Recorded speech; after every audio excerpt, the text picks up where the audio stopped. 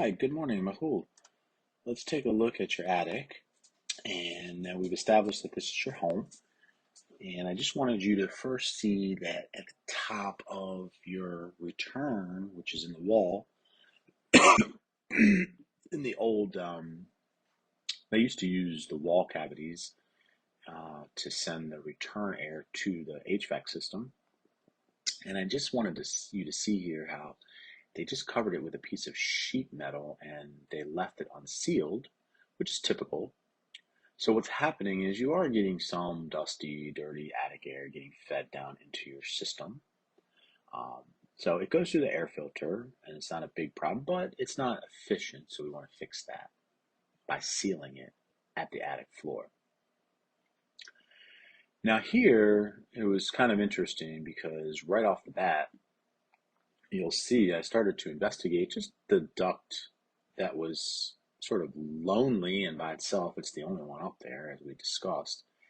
And as I was doing so, I noticed, oh, okay, I see what they did. They brought the HVAC duct up through this chase, which they also used for that big white plumbing pipe as well.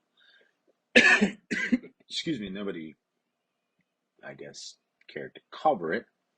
But what's happening here, as we discussed also, is that here you just have a wide open area that leads to your house that's connected to the attic. It's basically the same as leaving your hatch open. And the only reason why it confuses and confounds people is because it is invisible. It is between the walls. It is inside the walls. You cannot see it from inside your house. Therefore, you cannot see it. You do not worry about it, but it is a problem. So what do we do there? We just want to block it. We want to seal it. And I'm going to show you what that looks like. So these types of large gaps take all shapes and forms, but the solution is pretty much the same, and that is to block it at the attic floor and seal it up with foam. So moving along here, I think the next big revelation, and I kind of knew it going in, and you can see your uncovered recess lights there. You've got three of them there at the top attic. One, two, three.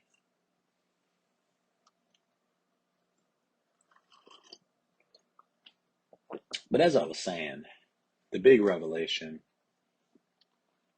is, of course, that there's just a good portion of the attic that's not insulated, and you can kind of see there that sort of that straight duct, and that's the bathroom exhaust fan just running out to the soffit, which is the eave or the overhang.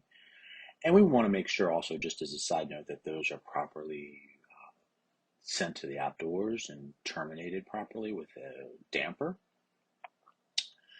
And here I'm just sort of taking note of the different levels of insulation, even when you don't look at the areas that are where the insulation's been removed. There's still variances in the levels of insulation, which is typical in a home that was built in '87 because people are up there moving around. But here, as you can see, very curious to me. I'm not exactly sure what was going on, why somebody wanted to remove the insulation. The only thing I could come up with is maybe there was some type of damage, water damage, something, maybe a tree hit the house or something.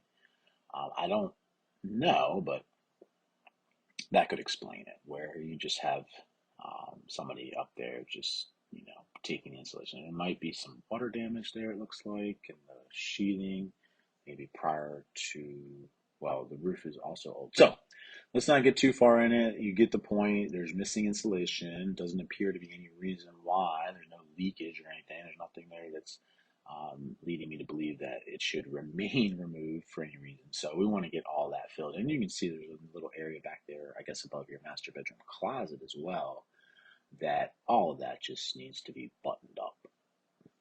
And that will definitely go a long way towards a more comfortable home and better bills.